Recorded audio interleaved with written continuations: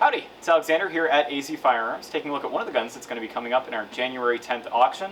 A lot of you may already know, but for those of you that don't, this is one of my favorite rifles. This is a CETME Model L. Of course, the originals would have all been machine guns, so this is a kit build. This is one of the earlier ones put together by MarColMar, and they really did their homework on these. These are excellent rifles, but let me talk to you a little bit about the history of the roller delayed blowback system, as well as the CETME program, the CETME itself. Roller delayed is a little bit different than roller locked, which we would see with reciprocating barrel machine guns like the MG34, 42, later the MG3, but they don't have as many moving parts, they're not as complex, and they don't have a reciprocating barrel. It basically is these two little rollers that lock into what's essentially a trunnion, and then when pressures in the chamber become okay for operation, they recess back in and unlock. It means that you can have a much lighter bolt, it's much more pleasant recoil, as well as less moving parts. There's no gas system if you're going between ammunition types that you need to tune. It's a pretty solid system, but it was very underutilized. They discovered it in the last stages of World War II, namely a Mauser engineer named Ludwig Vorgrimler, who wouldn't be able to put the design into fruition there, but practiced it a little bit in France before moving on to Spain to work on the CETME program. Now, most famously, the CETME Model B, Model C is what became the H&K G3, which spawned the MP5, the HK33, all of those things, and it looks something like this. Still roller delayed, rather, but it is in 308, and it has this iconic slap on it. 20 round magazines. This is a Cerakote C308, so not perfect, but it's coming up in our January 10th auction as well.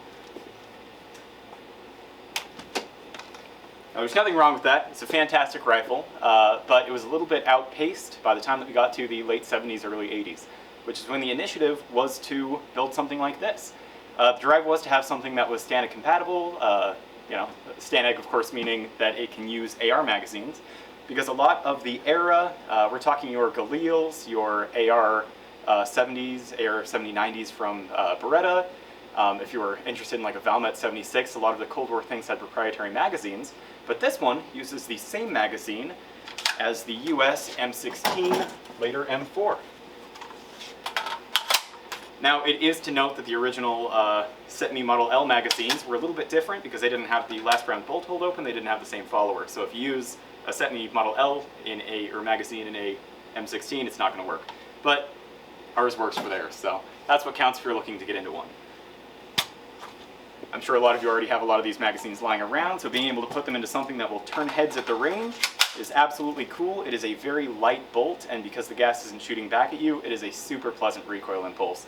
Now, I'm sure you already have a lot of black guns in your safe. The original CETME Model Ls were factory green.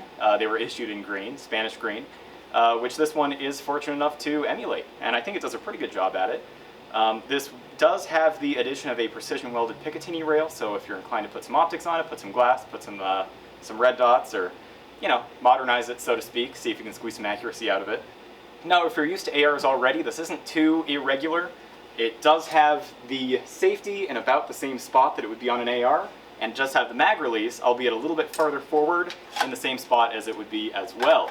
So same magazines, very similar manual of arms.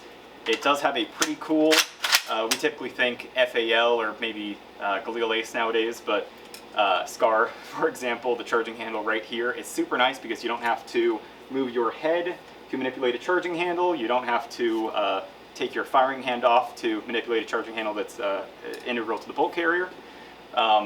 Just a great system, guys, and super fun, super unique, very interesting profile. I just love the lines of the rear sight post. Obviously, it's a very comfortable stock. Very space age looking grip. So if you would like to get one of these, this is coming up once again in our January 10th auction.